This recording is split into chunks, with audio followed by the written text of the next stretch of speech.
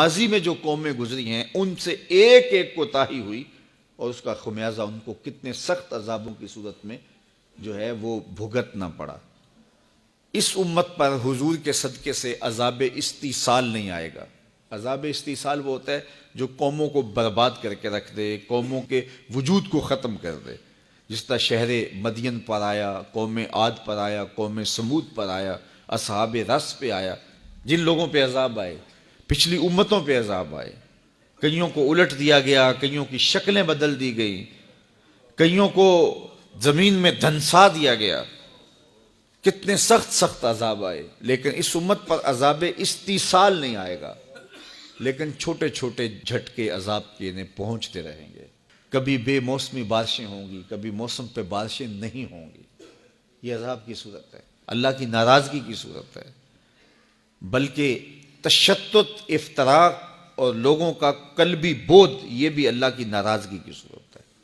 گھر کے افراد ہی ایک دوسرے سے گھر میں الجھے ہوئے رہ رہے ہوں گے، گھر کے اندر لڑائی ہوگی، خاندانوں میں الجھاؤ ہوں گے، قبیلوں میں الجھاؤ ہوں گے، شہروں، بستیوں، گلیوں میں لوگ ایک دوسرے سے الجھ رہے ہوں گے، قتل اور حرج عام کر دیا جائے گا، جس طرح کہ حدیث میں آتا ہے، اور وہ دیکھیے ہمارے سامنے موجود ہے۔ اللہ تعالیٰ نے قرآن مجید میں ایک مقام پہ فرمایا وہ اس بات پہ قادر ہے کہ تمہارے اوپر سے اور تمہارے نیچے سے عذاب بھیجے۔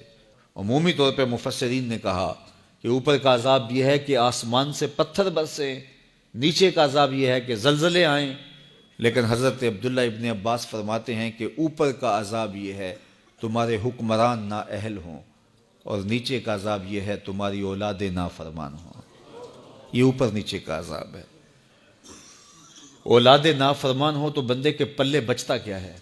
بندے کے پلے رہتا کیا ہے؟ ساری زندگی کمائی لٹ گئی نا۔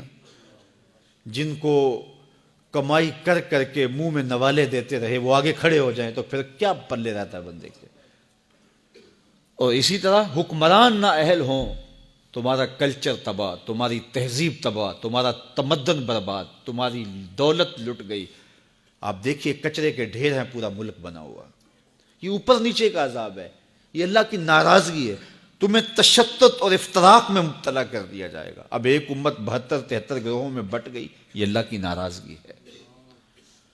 تم لابیوں میں، فرقوں میں، گروہوں میں تقسیم ہو گئے، ایک دوسرے کا گریبان نوچ رہے ہو۔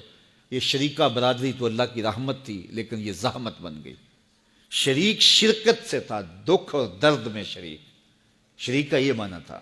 فقہا نے لکھا ہے اگر کسی سے قتل خطا ہو جائے، قتل خطا کیا ہے کہ تیر مارا اس نے جانور کا شکار کرنے کے لیے، لیکن ہوا کے رخ پر تیر کا رخ بدل گیا اور تھوڑا سا وہ جا کے کسی انسان کو جا لگا اور وہ مر گیا، تو یہ قتل عمد نہیں ہوگا، یہ قتل خطا ہوگا۔ اس طرح یہ گاڑی ٹکرا گئی تو یہ بھی قتل عمد نہیں ہوتا ہے، یہ بھی قتل خطا ہوتا ہے۔ تو اس کا قصاص نہیں ہے، اس کی دیت ہے۔ غریب آدمی اگر اس سے قتل خطا ہو گیا تو پھر وہ کس طرح دیت ادا کرے گا؟ تو فقہا نے لکھا کہ اس کی شریکہ برادری اس کی مدد کرے گی، چونکہ شریک جو ہیں اس کے، تو اب دکھ بنا ہے اس کے اوپر، مصیبت میں پھنس گیا ہے تو اب شرکت کرے نا۔ تو یہ شریکہ برادری ہے۔ شریکہ برادری رحمت تھی، اوکھے ویلے کام آنے والی تھی، لیکن یہ اللہ کا ایسا عذاب بن گیا کہ بیٹی کی شادی ہے اور شریکہ برادری طاق میں بیٹھی ہوئی ہے کہ کھانا کم پڑے اور ہم تماشا بنائیں۔ وہ اس طاق میں بیٹھی ہوئی ہے۔ تو یہ شریک تو رحمت تھے، یہ رحمت بن گئے۔ یہ کیوں ہوا ایسا؟ اللہ کی ناراضگی کی وجہ سے۔ عذاب استیصال اس امت پہ نہیں آئے گا، اس طرح کے عذاب آئیں گے۔ بدی کا ماحول پیدا ہو جائے گا، نیکی کا ماحول تلاش کرنا مشکل ہوگا، اچھے لوگوں کی صحبت میسر نہیں آئے گی۔